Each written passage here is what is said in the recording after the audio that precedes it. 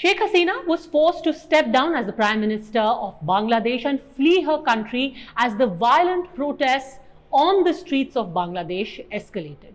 Naturally, there was a huge reaction in India as well. Most sensible people reacted by asking, what does this mean for our neighborhood? What does this mean for the stability in our country? But then there was one section of people who reacted with unconcealed glee, almost gloating. What was the first thing on their mind? They said, India is going to be next.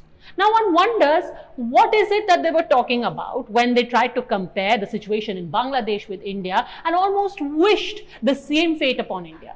Did they want the same violent protests on the streets? Did they want a democratically elected government to be deposed? Did they want that the Prime Minister who had been voted in by the people of that country should be forced to escape that very same country? What is it that these people bursting with happiness really wanted?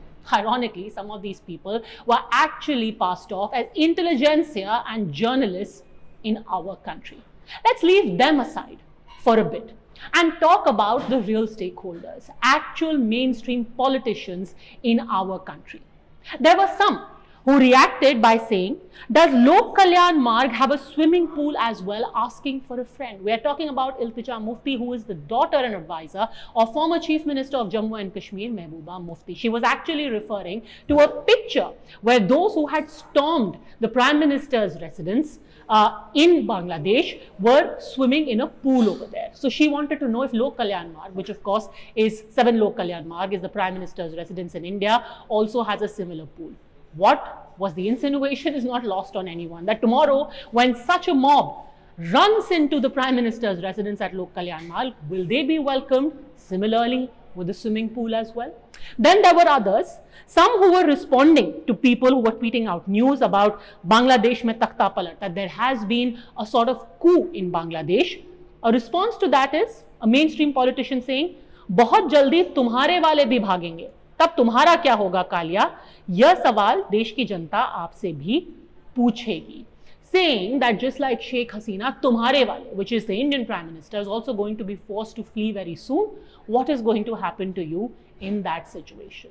Then again, there was another politician who tweeted a picture of Sheikh Hasina with Indian Prime Minister Narendra Modi and wrote, बच के रहना रे बाबा, बच के रहना रे, अब मोदी जी को कहें तो क्या कहें?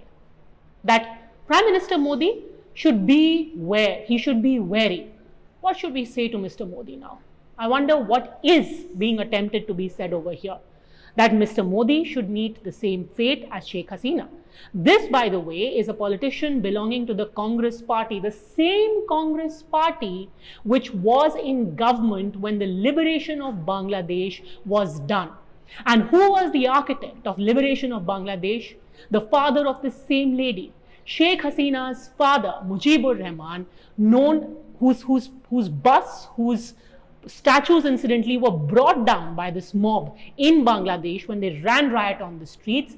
That same Sheikh Mujib collaborated, was a great friend of India, was a great friend of the then Congress government and of Indira Gandhi as well. So now in the present day, we have a Congress politician mocking not just the Indian Prime Minister, but seemingly also mocking the fate that Sheikh Hasina has met.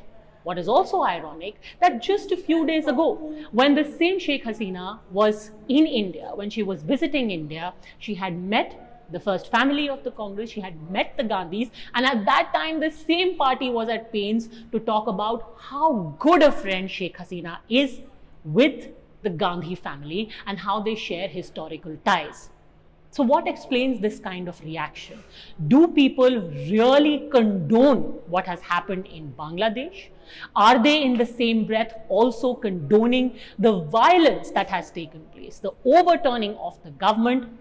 And are they really suggesting, insinuating, perhaps even wishing the same fate upon their own country? And in doing that, do they not see the inherent contradictions and frankly, the inherent cravenness? Think about it.